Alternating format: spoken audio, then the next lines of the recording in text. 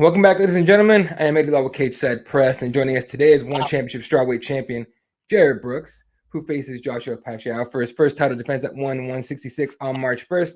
Monkey God, thank you for joining, man, especially when you're clearly doing your main job here as with the little one. Hey, she's got to be part of the job too, you know. I'm gonna bring her everywhere and let her see the world as well. That's the best. Is that the best part about being able to do what you do and have her at the same time, being able to at a young age, especially now, take her around everywhere? Yeah, because she can actually see and observe the things that are most important to me, and she can do that with her mom. What's most important to her. So she can have a very basic understanding of us at the end of the day. That's amazing, man. Good. That's awesome. Before we get into this fight, I just want to ask you real quick about the the grappling match with Mikey Musumeci because when I heard you were doing that, I was like, first of all, mad props to you for stepping up for like that because you're not somebody that is lacking for confidence and self belief, right? So my mindset was like, wow, he's definitely going in here thinking like feeling he's gonna win. So what was the toughest part of that fight, and what was your mentality going into it? So my mentality going into it, to be honest, was fuck. Because I mean, you think one championship's throwing you a bone, but they're throwing you a T-Rex, you know. Yeah. Um, while at the same time, I wanted like 6 months to get ready for a grappling match with Mikey Musumeci, which I think is plausible because he is like the best of all time. But when they told me 3 weeks, I was just like, you know what, I can do this. And I thought in the back of my head, I've rolled with some really good jujitsu guys over the past 10 years, and I've nullified a lot of their jujitsu. And I thought that's how I would bring Mikey to the time. Did I think that I was gonna tap Mikey out? Hell no. But I did think that I could pretty much stall him out and and nullify all of his jujitsu to show that wrestling, had its place in the jujitsu world. While because I was taking him down pretty easy. I was trying my goal was to try to get a duck under into getting his back and hopefully choking him out or just keeping Mhm. his. But I know that Mikey is a masterclass and a wizard. So um, props to Mikey Musumeci. Love you, man. Hope you keep on winning and getting them 50K bonuses, baby.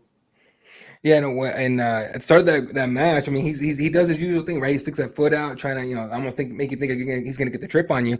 So you ducked under, and he turned with you so fast, and he got you in his guard so quick. I was just like, oh boy, like that match That's was what it I was dope to thought. watch, but man. That's what I Mm. thought when he had me in guard when I hit that super fast duck. Because Mhm. usually I'm behind people, Yeah. and already had their back. But yeah, when he got me in guard, I was just like, okay, now I've really got to just control and stick him to me. Because if you try to make space against Mikey, that's when Mikey stick you, Oh. and Mhm. Mikey will catch you on something. But yeah, I got you, man. Any chance you're gonna try and do that again, whether it's with him or somebody else? I would love to go against Mikey again. Just like I said, I'm a mixed martial artist. I fought him like a mixed martial artist. Mhm. Like how I would take him down and just nullify him and usually punch, but I couldn't punch, and he was actually surprised that I didn't actually punch him one time or something. I was like, bro, I've known you and your whole family forever, bro. I ain't gonna be that disrespectful, especially to Mikey Musumeci. Yeah. No, the thing about that kid, besides the fact that he's so good at what he does, is that his diet consists of pizza and pasta or whatever. You know what I mean? It's just he's so chiseled. I'm kind of jealous of the metabolism at that point. I feel the same way. I mean, I've been doing the Mikey diet before Mikey. Yeah. Literally, I would not eat a whole day and then go eat a whole thing of ramen or a whole thing of Mm. like from those Chinese lo mein. I would Oh just yeah. smash some lo mein. I was just on that Chinese Mikey diet. That sounds pretty good too, man. All right. So the first time with Joshua, you went into enemy territory, and you took his title. That was a pretty convincing win. And obviously when they're reading the decision, you look very confident that you felt you won. Um, Going into enemy territory, to put it that way, did that make the victory even sweeter? I mean, at the end of the day, it doesn't matter upon your audience. I don't really pay attention to the audience. Mm-hmm. You're so dialed in. I think Mm-hmm. that's why you get your eyes dilated before the fight.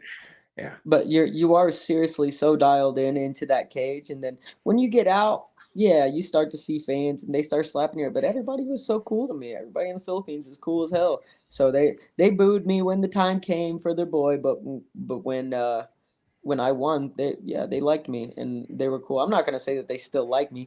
I'm going Mm-hmm. against their boy and I could potentially knock Again. him out. He's like the Manny Pacquiao of the Philippines for MMA. So yeah, it made me excited to beat somebody of that prowess in wushu because I didn't show what I was capable on my feet and really until that fight. Mm-hmm. So now I want to show more of that and mix it in, but I'm not gonna ever forget about my roots. Gotcha. No, and speaking of that, your striking improved dramatically for that fight. Even he looked surprised when he was in there. In the second round, you spam. I laughed a little bit because you spam head kicks for like a few seconds. It was like two head kicks up top, and then you did a spinning heel kick to the head too. And even he Mhm. looked like he's like looking at you like, what is he doing? That was wild to see. Was that something you worked on in camp? I've been doing that for years. It's just Mm-hmm. that, when when an artist puts a paintbrush up to a canvas, Mm-hmm. it's kind of like, after a while, he doesn't want to like put that on his main thing when he's showing people, Mm-hmm. right? So I wanted to bring that out in an important time, and what better time than to show it when I am champion, and now I'm really wanting to show that I have an actual knockout power, and find people's chins and try to knock out the goat too. Oh, that'd be nice. Yeah. So this rematch is set for 1/166 in Qatar, March 1st. For a second, it looked like it might not happen. You had to go to social media and kind of poke him or prod him a little bit. You tagged him on a post that said, "quote I'm hungry, and who else is left to fight? Quit playing if you want your title back, accept the fight." End quote. Did you get a sense that maybe he didn't want to run it back? I didn't think he thought he deserved it. Hmm. And then like one was like, "Oh, okay." He was like, "Oh, okay," kind of deal. So I think that he is mentally broke still from that first fight. Mm-mm. I had him peeing blood. He was. I mean, at the same time, the trials and error of fighting. I just said this in my last interview. Sorry, Mm-mm. but I feel bad for Joshua Pacio after the fight. Just seeing the agony of defeat, and how upset he was inside when he was trying to keep it together. You know, um, that sucks seeing because I've been there. Mm-hmm. So, but I'm gonna make sure that doesn't happen to me. That's gonna happen to him again, and I'll be there for him to console him after. Mhm. There you go.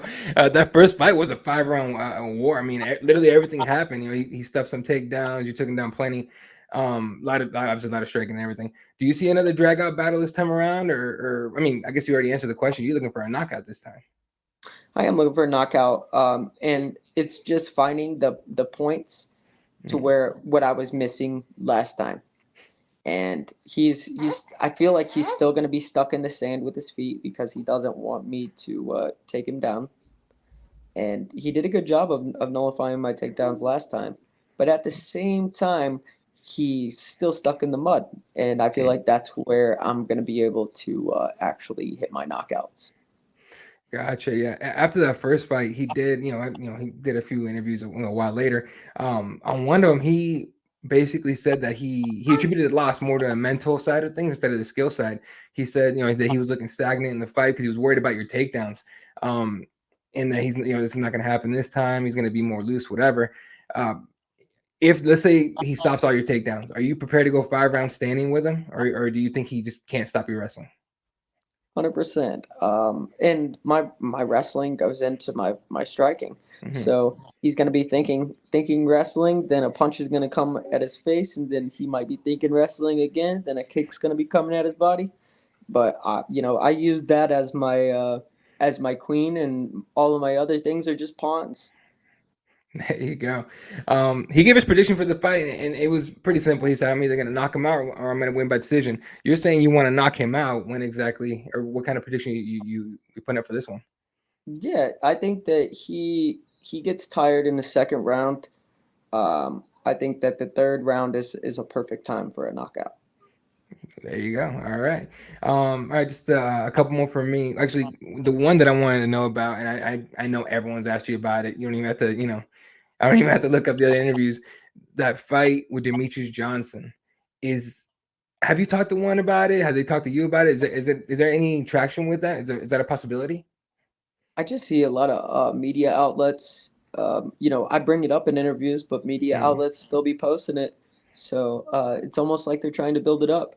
So they ain't gonna let me know anything, and Demetrius isn't gonna let me know anything. The guy blocked me on Instagram.